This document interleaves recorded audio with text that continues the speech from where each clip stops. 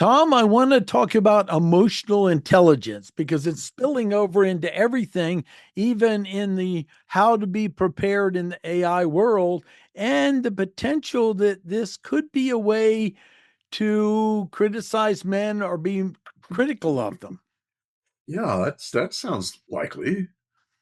That sounds very likely that it'd be a way to criticize men. I mean, what is this thing they're calling emotional intelligence? What is it? What do you think? Oh, let me tell you what I think emotional intelligence should be. Okay. So Okay. it's going to be Okay. my version and Okay. hear your view. And emotional intelligence means that you aren't run by your emotions or you aren't suppressing them to the extent they cause major problems for you. You have emotions, but you aren't controlled by them. And kind of if I think of stereotypes, okay? The man is like my one friend, his wife said he's the rock, okay? And she might say, well, he doesn't have emotional intelligence because he's not talking about them, okay? And then the Ah, woman might say, well, I have emotional intelligence. I go, but if you're run by them, I'm not sure that's equally emotional intelligence. And I like one thing Dr. Thomas Griggs said. He said he likes the word emotional literacy because that can be shifted. But let's hear your view on it. well, what you described to me was a mature man who's not going to be driven by his emotions. He's going to be probably stoic, at least a little bit, and able to process the emotion, but not let it drive his life. I mean, that sounds like a win to me. But I see in today's world, this emotional intelligence stuff is very much aligned from what I've seen. I haven't seen much of it, but I've seen enough to go, ooh, it's aligned with the way women emote. Uh-huh. It's kind of it's aligned with, are you dealing with your feelings? Are you talking about your feelings? It's verbal, Right. can you express this feeling? And it's like that is a complete misunderstanding of men and the way we deal with emotions. It's just not it's not getting the idea. It's a very female dominated idea that I think is in some ways it misses the mark with men. Right. What you're saying is there's nothing wrong with that being the way the women experience Right. emotions. Exactly. It's just the Exactly. way the feminine, more in its core, deals with emotion. You're the one that said a long time ago, think of it more like a bell curve. Like majority of Yeah. men, the core is masculine, like a bell curve. So it's not black and Yes. white. Yes. Majority of women, the bell curve is feminine. And so there that allows for variations in the world, but it also is important that we have to see the value in both, or we really have a zero sum game of the world. Yes. If you only judge things based on one variation, Yeah. then you're going to miss the mark. You're going to miss things altogether. And there's a lot of ignorance about men and the way we deal with emotions. I mean, that people don't know about it. Even men sometimes don't know about it. They do it automatically. They do it without thinking, but they don't know that that's the way they process things. I've seen men who come into therapy, and a lot of times he'll say, "Look, I'm not grieving." I say, "Well, how do you know that?" He says, "Because that's what my wife tells me." Right. And I'll say, "Okay, well, let's talk about it." And so it turns out, by the time we finish, he's going, "Holy shit! I have been processing this stuff. I just do it differently.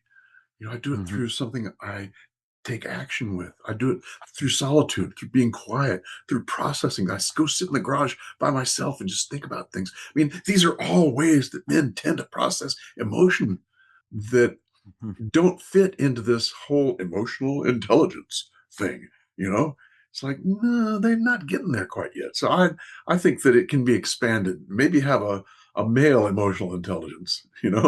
Yeah. Well, Yeah. I also, to me, that emotional intelligence also involves what are you committed to and distinguishing your kind of intuition, which is important data, versus just like general emotions that bubble up. But I think, that kind of gut sense intuition of maybe I shouldn't go down that road is different than I'm mad as heck at so and so for doing something.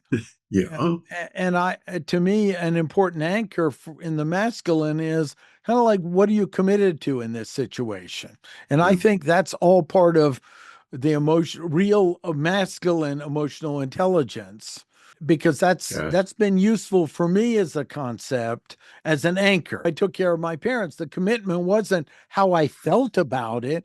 It's my Right. commitment was keeping the medical system from killing them and giving them the highest quality of life. That's clear. Yes.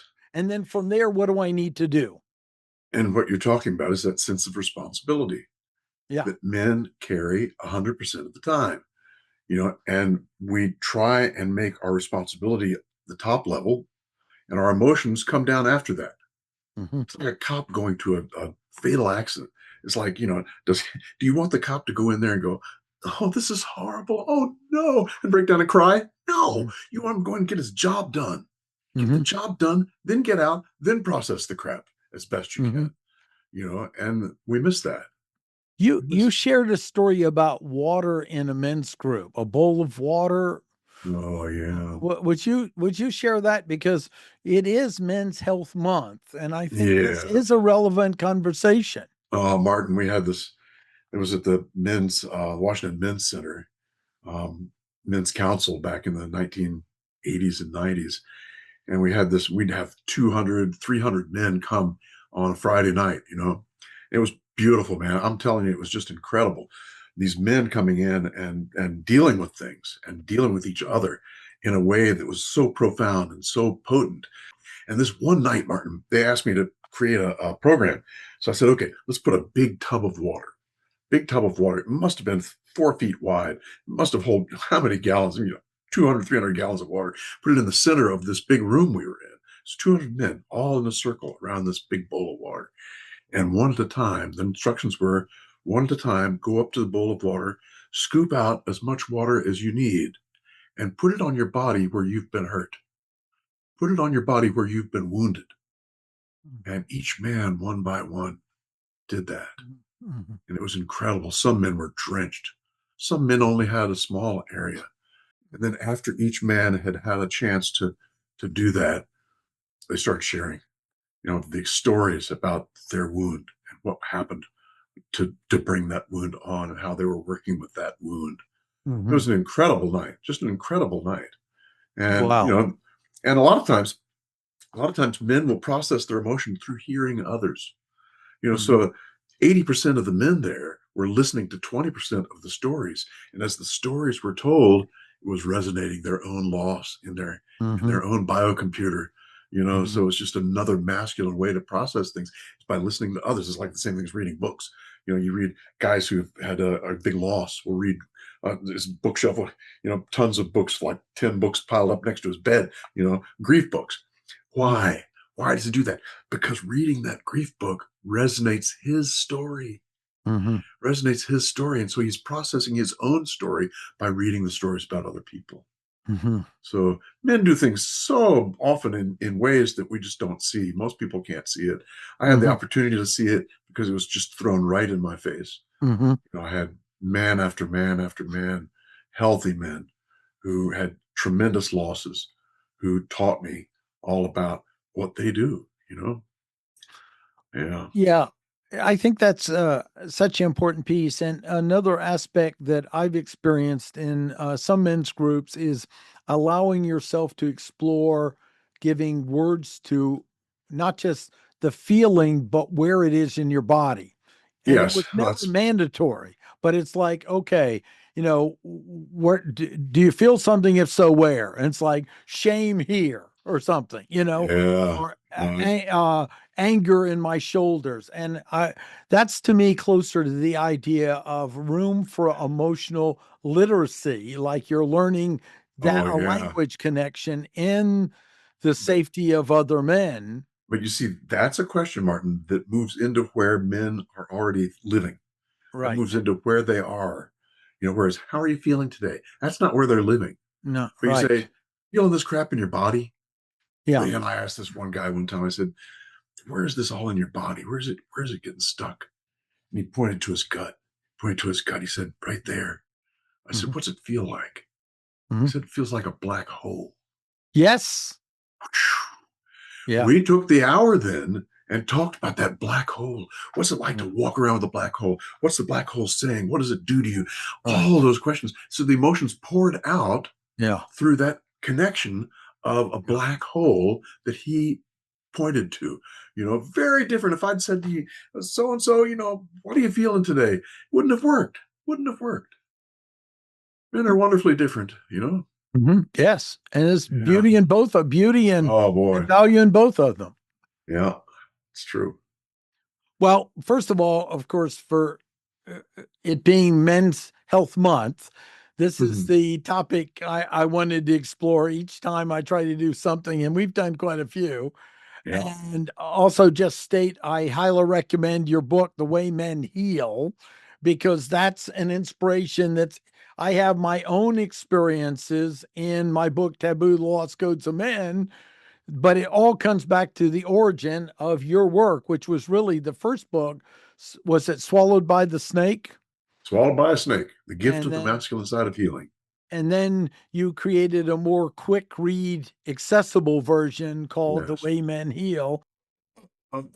There it There is. it is, That's it. Martin. That's it. That's right. That's the one. And make sure you get the one with this cover because this is Yeah, the second edition. that's the newest And edition. Yeah, it's updated with all the latest research, et cetera, et cetera. So, I was so excited because at my business meeting, I always set out, they can pick out one of my books, and they often will pick like my business book, but I put out the men's.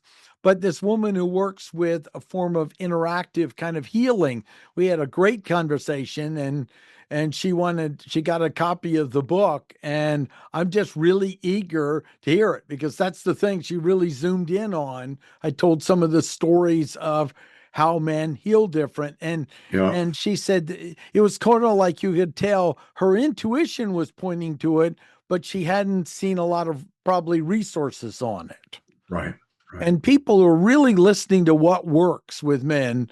They're close to it, but they haven't seen it in a book or something No, because it's not. yeah, they still don't get it Yeah, because they've never been taught. And right, women don't get it because they weren't boys or men. Men right. get it quickly. Men get Yeah, it very quickly.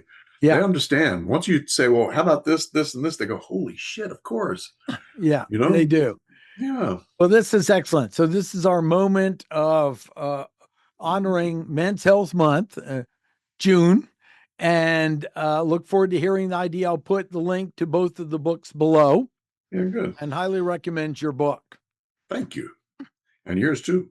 Yes, thank you.